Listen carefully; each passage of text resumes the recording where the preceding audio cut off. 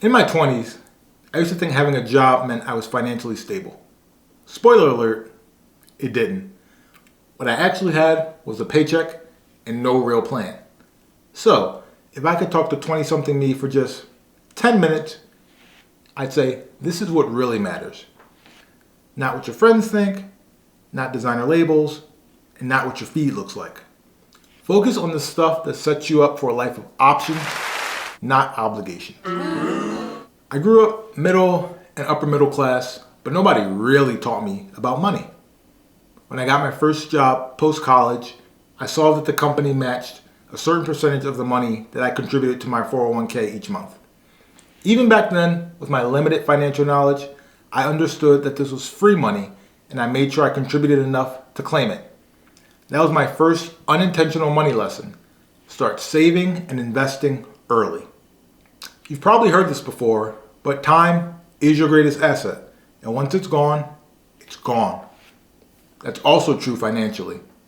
Now, you might be saying to yourself, oh, I can't afford to save. I'll start when I make more money. Or what's the point of saving? I'll never be able to buy a house or retire.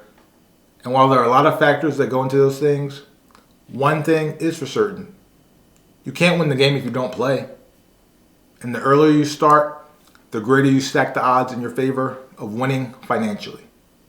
Saving combined with investing, primarily in low-cost index funds, even a small amount each paycheck when you're in your 20s, will build a strong foundation for growth over several decades with the power of compound interest. Play with an online calculator to see what's possible. You won't regret it. Lesson 2, automation is your friend. If step 1 were a superhero, then this would be the superpower. Most people try to be disciplined through sheer willpower, and sometimes it works, but usually it sets us up to fail. A better way is to establish systems. Saying you're going to save and invest a certain amount each month is great, but automating it is even better. Automated transfers to your saving and investment accounts directly from your paycheck is a game changer. Set it and forget it. It's easy to get caught in the cycle of not having enough left over each month to put towards your goals, but if you make it frictionless and automatic, you'll overcome any excuses and learn to adapt to what you have left over. Consistency is key to achieving financial freedom. Lesson 3, own more than you consume. If you're like me, when you got your first real job, you probably couldn't wait to buy the stuff with your hard-earned money that you didn't when you were younger. The problem was, I bought stuff that made me feel successful. New shoes, pricey dinners, vacations, all fun, wouldn't change any of it, but none of it positively affected my net worth. I'm not saying don't treat yourself and have a great time, but most of us do that, and then we save or invest what's left over, if we do at all. Here's the mindset shift. Own more than you consume. That can mean stocks, real estate, a business, whatever interests you. Invest in growing your equity there first, then fund your lifestyle. The positive feeling that comes with consumption is fleeting, if we're being honest. Ownership grows with you and helps you have options into the future. Lesson 4, know the real cost of debt. The biggest takeaway that I remember getting from my parents when it came to money was the importance of not getting into credit card debt. Don't be afraid to use credit.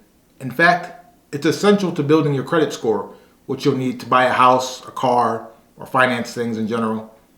But never carry a credit card balance if you can avoid it. Credit card interest rates are usually very high, and that can snowball into a situation that you'll struggle getting out of. There are cards with introductory 0% offers that can be great strategically as long as you pay them off before the interest kicks in. If you have high interest debt, after establishing a small safety net of $500 to $1,000 for emergency, I recommend pausing all saving and investing and getting out of the debt as soon as possible. Other people might disagree, but I just think it's that serious. Take calculated risk while you can. In your 20s, the stakes are much lower and you likely have fewer responsibilities and more time to recover from mistakes. This is a great time to experiment, switch jobs if you can, move cities, explore creative pursuits, start a YouTube channel. Not reckless risk, calculated ones. Ask yourself, what's the worst case scenario? Can I survive it? If yes, go for it.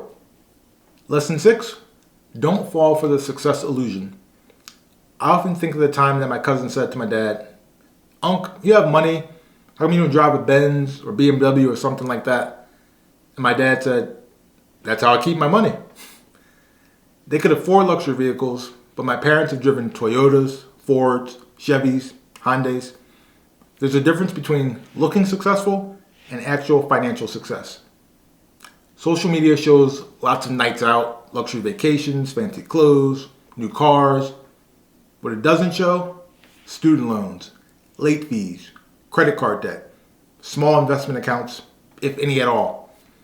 Focus on your real life, not the online one. I'll take quiet wealth over loud spending any day. Lesson 7, learn just enough. You don't need to be a financial guru or overly complex with stock picking and alternative investments and stuff like that. Focus on the basics first.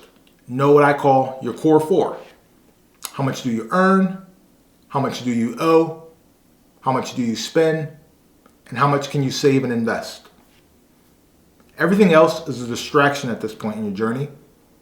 The basic knowledge will compound just like your money, and when the time comes, you can learn more as necessary. There's no secret formula that you're missing out on. Just stick to the tried and true, and you'll be in great shape. If I could go back, I wouldn't change a lot, honestly, but I'd definitely invest more and establish a goal earlier to set myself up for financial freedom when I was younger and had less responsibilities. So, if you're in your 20s or even your 30s or 40s and you're feeling left behind, just remember it's never too late to start. But the sooner you do, the better you'll be in the long run. If this helps, drop a like, subscribe, and leave a comment about what you tell your younger self when it comes to money. I'll see you next time.